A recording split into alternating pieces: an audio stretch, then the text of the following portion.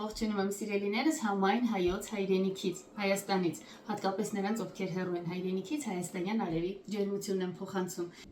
Գնացինք, հիմա ինչ որ թվարկյամ լցնելու ենք փոքրիկ կաթսայի մեջ ու ցանկալի է, որ կաթսայի հատակը շատ բարակ չլինի։ Պարտադիր չէ, որ շատ հաստ լինի, բայց գոնե աշխատեք, որ բարակներից չլինի։ Կաթսայի մեջ կկոտրեմ 3 միջին չափսի ձու, եթե հետաքրքիր է 50-ից 55 գրամ է, առանց կեղևի։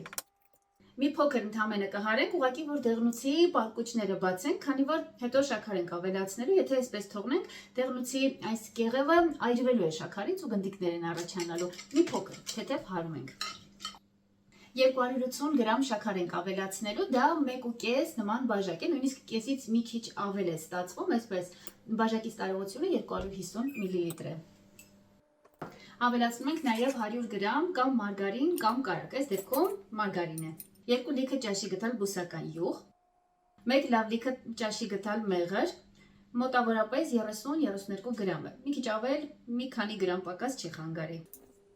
Նաև սոդա կավելացնենք, ոչ շատ մեծ բլրակով, սա մոտավորապես 6-ից 7 գրամ է։ 1 ճաշի գտալ քացախ կպահանջվի 6-ից 9% ցանկացած։ Հիմա սա դնելու ենք կրակին, բավականին ցածր կրակով պետք է եփենք այնքան ժամանակ, մինչև կարակն ամբողջությամբ հալվի եւ շաքարավազը լուծվի։ Մատներով ստուգեք, եթե շաքարավազի հատիկները չզգաք, ուրեմն պատրաստ է։ Ի դեպ, չմոռանաք անպայման կանգնում ենք կողքին եւ կրակն անպայման պետք է շատ ցածր լինի։ Ու հայ այս դեպքում ընդհանրապես էական չէ, թե բաղադրիչներն ինչ ջերմաստիճանի կլինեն։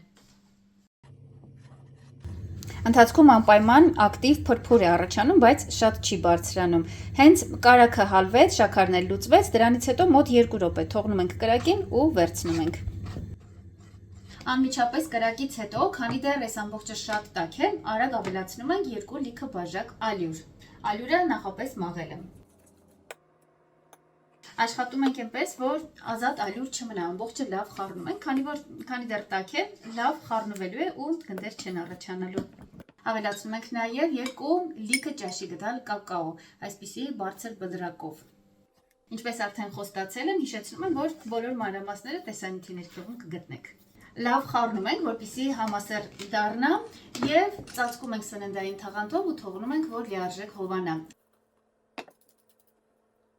Քանի դեռ մեր խմորը սառում է, այդ ընթացքում կրեմը կպատրաստենք։ Այստեղ նույնպես շատ հեշտ է ամեն բան, մեզ 200 գրամ փափուկ սենյակային ջերմաստիճանի կարակ է պետք, բայց որ չափազանց փափուկ չլինի։ Սկզբի համար կարակը առանձին 2-ից 3 րոպե լավ հարում ենք, հենց միայն առանձին կարակը։ Սա հարկավոր է նրա համար, որ հետո ավելացվող բաղադրիչները հեշտ խառնվեն, որից հետո քիչ-քիչ ավելացնում ենք եփովի կրեմը։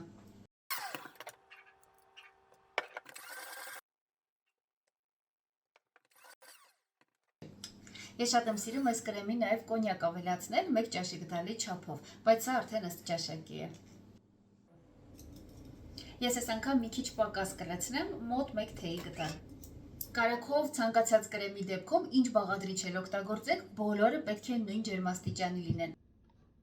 Մեր խմորն ամբողջությամբ հովացել է, հիմա սեղանին ալյուր կտամ ու կտեղափոխեմ այստեղ։ Քանի որ խմորը դեռևս շատ կպչուն է, սեղանին մի քիչ սովորականից ավելի շատ ալյուր արեք։ Մեր խմորը բավականին նուրբ է, տեսեք հանկարծ շատ ալյուր չավելացնեք ժողովուրդ, կպչուն է իհարկե, եթե շատ ուժեղ սեղմենք, տեսեք կպնում է, բայց աշխատում ենք ուժեղ չսեղմել, մի քիչ ավելի զգույշ աշխատել եւ անել այնպես, որ մակերեսին միշտ մի քիչ ալյուր լինի։ Դրա շնորհիվ ստիպված չեք լինի շատ ալյուր ավելացնել ու ծանրացնել խմորը։ Խմորի հետ շատ երկար չենք աշխատում, հենց մեզ անհրաժեշտ խտությունը ստացվեց, բավարար է։ Եթե երկար հունցենք, արդեն ինչ էլ թխենք, ավելի ձիգ է ստացվելու։ Խմորից ստանում ենք 3 համաչափ գունդ։ Որպես կանոն, սկզբից մինչև վերջ օգտագործվում է այս խմորի համար մոտ 570 գրամ ալյուր, բայց դա նաև հաշված այն ալյուրը, որ օգտագործում ենք սեղանին եւ տապակին ցանելու համար։ Հիմա գնդերը հերթով գրտնագելու ենք եւ թխելու ենք։ Տապակից չափսը 30-40 սանտիմետր է, բայց շերտը թողնում եմ մոտ 1-1.5 սանտիմետրով ավելի փոքր։ Տապակին ոչինչ չեմ գցում, վրան ոչինչ չեմ գցում, յուղաթղթի կարիք էլ չկա, միայն ալյուր կանենք ու վերջ։ Մեր խմորը շատ նուրբ է եւ աշխատելիս եւ տեղափոխելիս կարող է տձևանալ, պոկվել եւ այլն, չնայած որ զգույշ աշխատելիս դա չի լինում, բայց ամեն դեպքում եթե եղավ չանհանգստանաք։ Պլաստիլինի պես հանգիստ վերցնում եւ վերականգնում եք։ Ուղղակի գռտնակելիս աշխատեք շատ ուժեղ չսեղմել խմորին, շատ նուրբ ու հանգիստ բացվում է։ Կարող է թվալ, թե տապակի վրա անմիջապես գռտնակելն ավելի հարմար է, քան հետո տեղափոխելը, բայց իրականում այդպես չէ, քանի որ տապակի վրա գռտնակելիս տեղ-տեղ մետաղին է կպնում խմորը ու մնացած տեղերում օդային բարձիկներ են մնում, որոնք ջեռոցում իհարկե ընդարձակում են ու շերտն արդեն հարթ չի ստացվում։ Տեսեք, այստեղ որքան ալյուր կա, սա նորմալ է, քիչ եղավ, անպայման կպնելու է։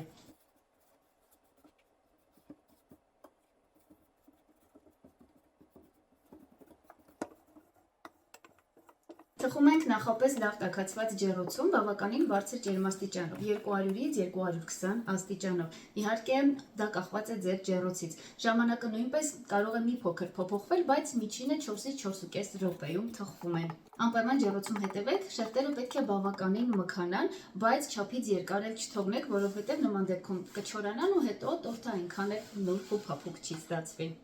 Թխելու ընթացքում երբեմն վերևի շերտը բարակ առանձնանում է եւ մի տեսակ փուչիկի նման է լինում։ Իհարկե նախապես կարելի է ծակծկել պատառաքաղով, բայց հաճախ դա էլ չի օգնում, այնպես որ հենց դա նկատեցիք, արագ ուղակի բացում ենք ջեռոցը, մի փոքր երկարդանակի ծայրով անցք ենք բացում ու փակում ենք։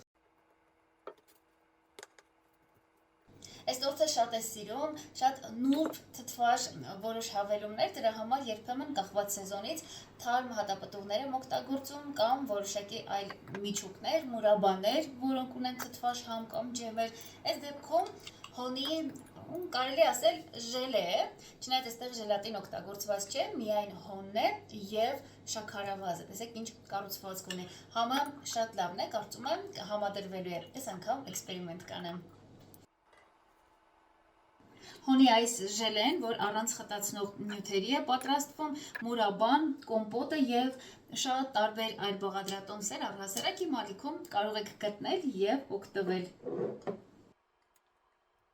Եթե եփովի կրեմի ժամանակ չունեք, կարող եք միայն կարագ եւ խտացրած կաթ օգտագործել։ Այդ դեպքում 300 գրամ կարագ կպահանջվի եւ մոտ 500 գրամ խտացրած կաթ։ Ահա եւ վերջ, հիմա այսպես կթողնեմ մինչև առավոտ, որ շերտերը խոնավանան կրեմից եւ ամբողջական դառնա։ Երբեմն ինձ գրում եք, թե ինչի համար երբ ամբողջը հավաքում եմ վերջնական տեսքի չեմ բերում, այսինքն ավելորդը չեմ կտրում եւ չեմ կոկիկացնում։ Սիրելիներս, քանի որ հավաքելուց անմիջապես հետո դեռ շերտերը շատ փափուկ չեն եւ կտրելիս այնքան էլ գեղեցիկ տեսք չեն ստանում։ Ու միևնույն է, վերջնական տեսքի համար վաղը ստիպված եմ լինելու եւս մի փոքր բարակ շերտով դուրս բերել։ Դրանից խուսափելու համար այս պահին թողնում եմ այս տեսքով, իսկ վերջնական գեղեցիկ տեսքը արդեն ստանում եմ վաղը, երբ նրբացած է լինում ու կտրվածքը գեղեցիկ է ստացվում։ Արդեն առավոտ է, հիմա ճիշտ ժամանակն է տեսնելու, թե ինչ ստացանք։ Ես որպես կանոն տորթը կտրատելուց առաջ, ովքեր հետևում են, լավ գիտեն, թողնում եմ սառնարանում մի քանի ժամ, որպեսզի կրեմը կայունանա եւ կտրելիս հստակ ուղիղ գծեր ստացվեն, բայց այս անգամ թողել եմ սենյակային ջերմաստիճանի, այնպես որ կտրատելիս ուղղակի զգույշ եմ, որ կրեմը շատ չվնասվի ու շերտերը հնարավորինս ուղիղ ստացվեն։ Կարծում եմ կառուցվածքի առումով նկարագրել հարկավոր չէ, առանց այդ էլ երևում է որքան փափուկ ու որքան թեթև է ստացվել։ Իսկ ինչ վերաբերում է համին, իհարկե քաղցր է, բայց նաև միաժամանակ չափազանց քաղցր չէ։ Իսկ ինչ վերաբերում է այդ թթվաշ փոքրիկ համային հավելումներին, դա ուղղակի լրացնում է այս ամենը։ Մի խոսքով, հետաքրքիր համադրություն է ստացվում, անպայման փորձեք։ Հուսով եմ հավանեցիք սիրելիներս եւ անպայման կընդգրկեք ձեր բաղադրատոմսերի ցանկում։ Նաեւ շնորհակալությունս եմ հայտնում բոլոր ջերմ բարեմաղթանքների, շնորհավորանքների, տարբեր բարի ու դրական արձագանքների համար։ Միշտ հաճելի է կարդալ, տրամադրվել եւ սիրով սպասել հերթական հանդիպմանը ձեզ հետ։